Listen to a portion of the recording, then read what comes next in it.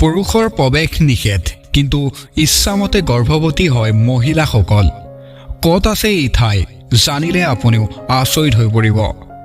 এয়া এক অদ্ভুত গাঁৱৰ কাহিনী, যি কাহিনী সহজতে কোনেও হয়তো বিশ্বাস নকৰিব, কাৰণ বছৰ পিছত বছৰ ধৰি এই গাঁৱত চলি আহিছে। সেয়া সঁচাকৈ একেবাৰে কোনেও বিশ্বাস কৰিব নোৱাৰা ধৰণৰ।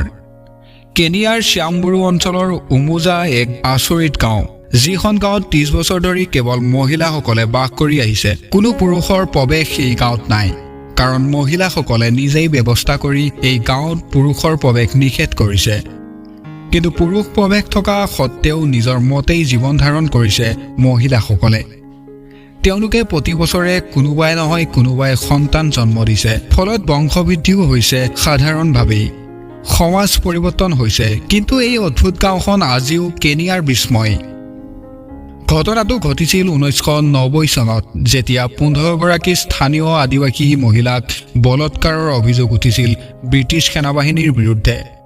অভিযোগ অনুসৰি এই মহিলাসকলে সমাজচ্যুত হৈ এই গাঁওখনত বসতি কৰিবলৈ লয়। তাৰ পিছৰে পৰা ইয়াত পুৰুষৰ হিংসাৰ চিকাৰ হোৱা বিভিন্ন মহিলা আহি একেলগে বসবাস কৰিবলৈ আৰম্ভ কৰে। কোনোৱে হয়তো বাল্য বিবাহৰ চিকাৰ, কোনোৱে গাহস্য হিংসাৰ চিকাৰ। তেওঁলোকে সকলোৱে হাতে হাত ধৰি এখন সমাজ গঢ়ি তুলিছে, যিখন সমাজ কেৱল মহিলাৰ, য'ত পুৰুষৰ কোনো ধৰণৰ প্ৰৱেশাধিকাৰ নাই। বৰ্তমান এই গাঁৱত প্ৰায় 250 মহিলাই বসবাস কৰে, কিন্তু প্ৰশ্ন উঠে যে এই গাঁও মহিলাসকলে কিদৰে সন্তান জন্ম দিয়ে। তাৰ উত্তৰতো আছে নাৰী স্বাধীনতাৰ আচল প্ৰশ্নটো, নিজৰ সংগীক বাছি লোৱাৰ প্ৰশ্ন। এই গাঁৱৰ মহিলাসকলে গাঁৱৰ পৰা ওলাই গৈ পচন্দৰ পুৰুষক বিচাৰি লয় আৰু তেওঁৰ সৈতে সংগমত লিপ্ত হয়। তাৰ পিছতেই তেওঁলোকে গৰ্ভধাৰণ কৰে আৰু সন্তান জন্ম দিয়ে। তাত কোনো ধৰণৰ কোনো সম্পৰ্ক, বিবাহ আদি স্থান নাই। কেৱল সন্তান জন্ম দিয়াৰ বাবেই মহিলাসকলে পুৰুষক সংগী বাছি লয়। এই গাঁৱত প্ৰাথমিক স্কুল আছে, সাংস্কৃতিক কেন্দ্ৰ আছে। ইয়াৰ উপৰিও গাঁৱত দৰ্শনীয় স্থান আছে একাধিক। সেইবোৰ চাবলৈ আহে পৰ্যটকসকলে। সেই পৰ্যটকসকলৰ খৰচৰ ওপৰত নিৰ্ভৰ কৰিয়ে এই গাঁও বেছিভাগ মানুহে জীৱিকা নিৰ্বাহ কৰে।